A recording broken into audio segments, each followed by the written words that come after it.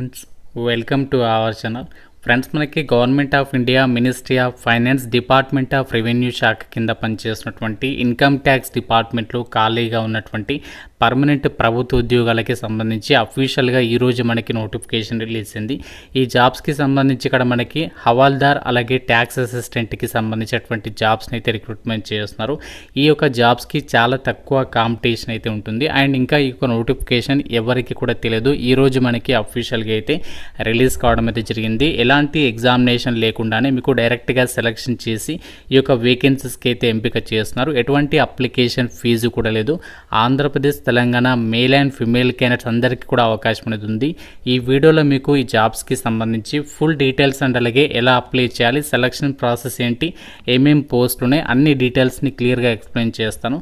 So వీడియోని ప్రతి ఒక్కరు కూడా లైక్ చేసి ఒక చిన్న సపోర్ట్ అనేది ఇవ్వండి. సో మీకోసం ఎంతో ఎఫర్ట్స్ పెట్టి రిలీజ్ అయిన వెంటనే అప్డేట్స్ అయితే ఇస్తున్నాను. సో కాబట్టి ఒక చిన్న లైక్ చేసి ఒక సపోర్ట్ అనేది ఇవ్వండి. మీ ఫ్రెండ్స్ కూడా ఒక వీడియోని షేర్ చేయండి. సో షేర్ చేసినట్లయితే సో వాళ్ళకు కూడా హెల్ప్ అయితే అవుతుంది. ఛానల్ని సబ్స్క్రైబ్ చేసుకుని వీడియోని కంప్లీట్గా చూసిన తర్వాత మీకు ఎటువంటి డౌట్స్ ఉన్నా కామెంట్ రూపంలో అడగండి. ముందుగా ఇక రిక్రూట్మెంట్కి సంబంధించి ఎవరు ఎలిజిబుల్ అంటే ఇండియన్ సిటిజన్స్ అందరూ కూడా ఈ యొక్క నోటిఫికేషన్కి ఎలిజిబుల్ అనమాట. అంటే మీరు ఏ స్టేట్ వాళ్ళైనా ఈ నోటిఫికేషన్కి అప్లై అయితే చేసుకోవచ్చు. ఇక్కడ ఇంపార్టెంట్ డేట్స్ విషయానికి వచ్చినట్లయితే ఇక్కడ date of issue notification 23rd August 2025. Apply చేయడానికి లాస్ట్ డేట్ September 13th వరకు అయితే టైం ఉంది. అండ్ ఇక్కడ కట్ ఆఫ్ డేట్ అంటే ఈ యొక్క రిక్రూట్మెంట్కి అప్లై చేయడానికి మీకు ఏజ్ అండ్ ఎలిజిబిలిటీ క్రైటీరియాకి సంబంధించి 13th Septemberని మీరు పరిగణలోకి తీసుకొని ఎలిజిబిలిటీ అనేది క్యాలిక్యులేట్ చేసుకోవాలి. సో మీకు సపరేట్గా అప్లికేషన్ ప్రాసెస్ అనేది ఎలా చేయాలనేది వీడియో అయితే చేస్తాను. సో ఎంతమందికి ఇంట్రెస్ట్ ఉందో డెఫినెట్గా లైక్ చేసి కింద కామెంట్లో ఇన్కమ్ ట్యాక్స్ అని చెప్పేసి కామెంట్ అయితే చేయండి. చిన్న ఇంపార్టెంట్ అప్డేట్, ఈ యొక్క మ్యాటర్ ఎవరు కూడా స్కిప్ చేయొద్దు. ఎవరైతే గవర్నమెంట్ జాబ్ ఎగ్జామ్స్కి సంబంధించి ప్రిపేర్ అవుతున్నారో సో మీకోసం మన ఛానల్ తరపున ఆర్కే లాజిక్స్ యాప్లో ఏంటి అంటే మీకు అన్ని రకాల గవర్నమెంట్ జాబ్ ఎగ్జామ్స్కి సంబంధించి మన యాప్లో ఏంటంటే ఆన్లైన్ క్లాసెస్ అయితే ప్రొవైడ్ చేస్తున్నాము. మీకు ఏ కోర్స్ తీసుకున్నా సరే జస్ట్ 999కి 1 year వరకు కూడా వ్యాలిడిటీ అనేది ప్రొవైడ్ చేయడం అయితే జరుగుతుంది. సో ఇందులో బ్యాంక్, ఆర్ఆర్బీ, ఎస్ఎస్సి, రైల్వే అన్ని రకాల కాంపిటేటివ్ ఎగ్జామ్స్కి సంబంధించి ఫుల్ కోర్సెస్ అయితే అవైలబుల్లో ఉన్నాయి. 15 years ఆఫ్ ఎక్స్పీరియన్స్ ఉన్నటువంటి ఫ్యాకల్టీస్ చేత మీకు ఇక్కడ క్లాసెస్ అయితే ఉన్నాయి.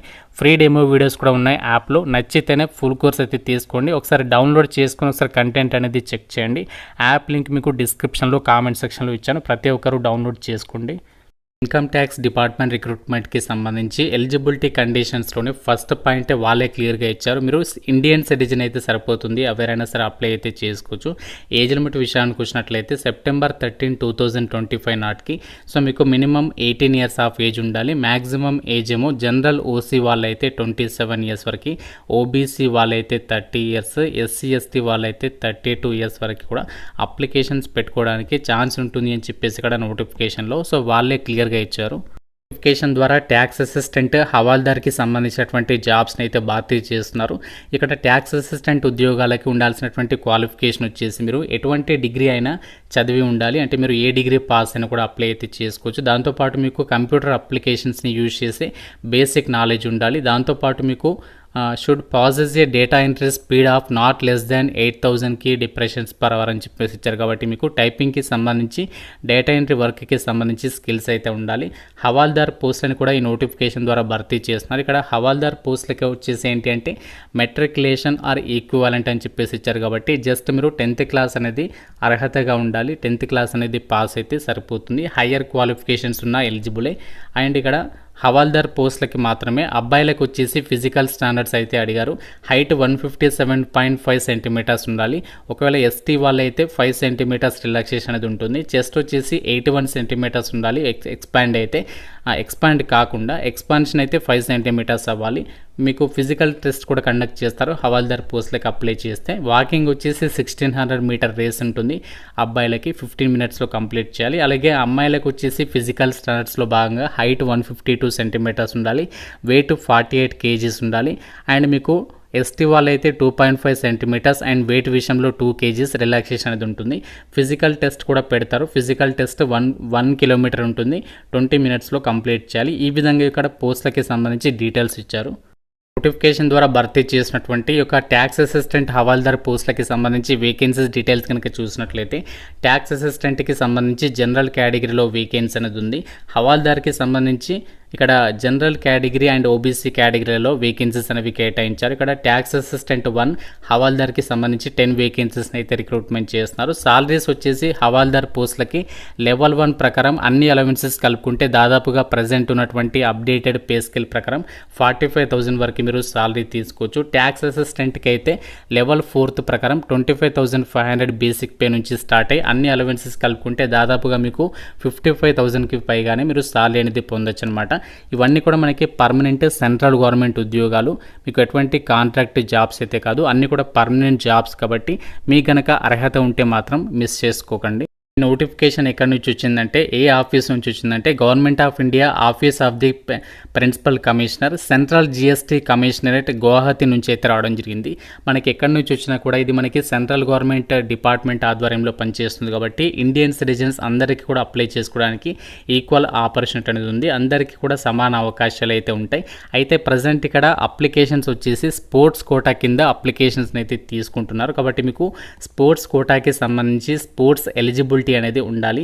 అండ్ ఈ యొక్క జాబ్స్కి సంబంధించి మనకు అప్లికేషన్ ప్రాసెస్ వచ్చేసి ఆఫ్లైన్లో అయితే అప్లై చేయాలి, ఆన్లైన్లో చేయడానికి లేదు. ఆఫ్లైన్లో మీరు సెప్టెంబర్ 13th లోపు అయితే అప్లై చేసుకోవాల్సి ఉంటుంది. అయితే ఒక నోటిఫికేషన్కి సంబంధించి అప్లై చేసే క్యాండిడేట్స్ మీకు స్పోర్ట్స్ ఎలిజిబిలిటీ అనేది ఏ విభాగంలో ఉండాలి ఆ డీటెయిల్స్ని కూడా ఇక్కడ నోటిఫికేషన్లో ఇచ్చారు. మీకు 1 by 1 ఈ డీటెయిల్స్ అని కూడా చెప్తాను. సో టోటల్గా 65 స్పోర్ట్స్కి సంబంధించి ఇక్కడ గేమ్స్కి సంబంధించి లిస్ట్ అనేది మెన్షన్ చేయడం అనేది జరిగింది. ఇక్కడ చూడండి, ఫస్ట్ ఆర్చరీ ఉంది, తర్వాత athletics, Atyapatya, badminton, ball badminton, baseball, basketball, billiards and snookers, body building అని, బాక్సింగ్, బ్రిడ్జ్, క్రికెట్ కూడా ఉంది, చెస్ ఉంది, క్యారమ్, ఈ విధంగా 65 స్పోర్ట్స్ ఈవెంట్స్కి సంబంధించినటువంటి డీటెయిల్స్ని అయితే ఇచ్చారు. సో ఈ యొక్క విభాగాలకి సంబంధించి మీకు స్పోర్ట్స్ సర్టిఫికేట్ అనేది కలిగి ఉండాలన్నమాట. సో మీకు క్వాలిఫికేషన్లో అంటే 10th క్లాస్కి సంబంధించి కానీ, ఇంటర్లో కానీ, డిగ్రీలో కానీ, సో మీకు మీ లైఫ్లో ఏదైతే స్పోర్ట్స్ అచీవ్మెంట్ అనేది సాధించి ఉంటారో ఇంటర్నేషనల్ కాంపిటీషన్లో కానీ, నేషనల్ కాంపిటీషన్లో కానీ, ఇంటర్ యూనివర్సిటీ టోర్నమెంట్స్లో కానీ, సో ఇలాంటి వాటికి సంబంధించి మీరు ఏ కాంపిటీషన్కి సంబంధించి సర్టిఫికేట్ ఉంటే ఆ ఫామ్ అనేది మీరు ఫిల్ చేసి మీరు సబ్మిట్ చేయాల్సి ఉంటుందన్నమాట. సో మనకి ఇక్కడ నోటిఫికేషన్లోనే అప్లికేషన్ ఫామ్ కూడా ప్రొవైడ్ చేస్తారు, మీకు చూపిస్తాను. సో ఇక్కడ మీరు కొంచెం కిందికి స్క్రోల్ డౌన్ చేసినట్లయితే ఇక్కడ మీకు ఫామ్ 1, ఫామ్ 2 అని చెప్పేసి ఉన్నాయి కదా. సో మీకు ఏ ఈవెంట్కి సంబంధించి సర్టిఫికేట్ ఉందో దాన్ని బట్టి మీరు ఇక్కడ అప్లికేషన్ ఫామ్ అనేది మీరు రెడీ చేసేసుకుని అప్లికేషన్ ఫామ్తో పాటు మీ యొక్క ఎడ్యుకేషనల్ డాక్యుమెంట్స్ అన్నీ కూడా జిరాక్స్ కాపీస్ అన్నీ అటాచ్ చేసి మనము అప్లికేషన్స్ పంపించాల్సి ఉంటుంది. నోటిఫికేషన్లో 16th పేజ్లో మనకి అప్లికేషన్ ఫామ్ అయితే ఉంది. సో ఈ ఫామ్ అనేది మీరు కంప్లీట్గా అప్లికేషన్ ఫామ్ అంతా కూడా మీరు ఫిల్ చేసేసి, సో దీనికి ఏంటి అంటే మీరు మీ యొక్క క్యాస్ట్ అండ్ మీకు స్పోర్ట్స్కి ఉన్నటువంటి ఎలిజిబిలిటీ అండ్ మీ క్వాలిఫికేషన్కి సంబంధించి అన్ని డాక్యుమెంట్స్ అనేవి అటాచ్ చేసేసి మనము అప్లికేషన్స్ అనేవి పంపించాల్సి ఉంటుంది. ఎటువంటి అప్లికేషన్ ఫీ అయితే లేదు. అప్లికేషన్ ఫామ్తో పాటు ఏమేమి డాక్యుమెంట్స్ని అటాచ్ చేయాలో ఇక్కడ క్లియర్గా ఇచ్చారు, చూడండి, జాగ్రత్తగా గమనించండి. ఫస్ట్ 10th మెమో, తర్వాత ఎడ్యుకేషనల్ క్వాలిఫికేషన్కి సంబంధించి సర్టిఫికేట్ అండ్ స్పోర్ట్స్కి సంబంధించి అనెక్సర్ ఏలో మెన్షన్ చేశారు కదా, ఫామ్ 1, 2, 3, 4, 5 అని చెప్పేసి అందులో మీకు ఏది ఎలిజిబిలిటీ అది ఫిల్ చేయాలి. క్యాస్ట్ సర్టిఫికేట్, ఒకవేళ మీరు ఎంప్లాయ్ అయితే ఎన్ఓసి సర్టిఫికేట్, ఆధార్ కార్డ్, రీసెంట్గా దిగినటువంటి పాస్పోర్ట్ సైజ్ ఫోటోగ్రాఫ్, ఇవన్నీ కూడా అప్లికేషన్ ఫామ్కి అటాచ్ చేసేసి అప్లికేషన్స్ అనేవి మనము పంపించాల్సి అయితే ఉంటుంది. ఏ అడ్రస్కి అప్లికేషన్స్ పంపించాలి అంటే ఇక్కడ నోటిఫికేషన్లో మనకి ఒక అడ్రస్ అనేది మెన్షన్ చేస్తారు. ఆ అడ్రస్కి మనం అప్లికేషన్స్ అయితే పంపించాల్సి ఉంటుంది. సో సెకండ్ పేజ్లో అడ్రస్ అనేది ఇచ్చారు, చూడండి, ద అడిషనల్ కమిషనర్ అని చెప్పేసి ఇక్కడ బాక్స్లో అడ్రస్ ఇచ్చారు కదా, ఈ అడ్రస్కి మనము అప్లికేషన్ అనేది రిజిస్టర్డ్ ఆర్ స్పీడ్ పోస్ట్ ద్వారా మీరు అప్లికేషన్ అనేది పంపిస్తే సరిపోతుంది. సో ఇలా మనము ఈ రిక్రూట్మెంట్కి సంబంధించి అయితే అప్లై అయితే చేయాల్సి ఉంటుంది. సో మనకి ఇక్కడ చూడండి, వాళ్ళు క్లియర్గా ఇచ్చారు, బై పోస్ట్ ద్వారా పంపించవచ్చు, లేదు అంటే డైరెక్ట్గా మీరు ఆఫీస్లో వెళ్ళి కూడా సబ్మిట్ అనేది చేసేసేయచ్చు అనమాట. ఇన్కమ్ ట్యాక్స్ డిపార్ట్మెంట్ నుంచి రిలీజ్ అయినటువంటి పర్మనెంట్ ఉద్యోగాలకి సంబంధించినటువంటి నోటిఫికేషన్ డీటెయిల్స్, వీటికి సంబంధించి నోటిఫికేషన్ అప్లికేషన్ ఫామ్ లింక్స్ అన్ని కూడా మీకు డిస్క్రిప్షన్లో అలాగే కామెంట్ సెక్షన్లో అయితే ఇస్తాను. ఇంకా ఏదైనా డౌట్ ఉంటే నాకు కామెంట్ రూపంలో అయితే అడగండి. ప్రతి ఒక్కరు కూడా లైక్ చేసి ఒక వీడియోని మీ ఫ్రెండ్స్కి అయితే షేర్ చేయండి.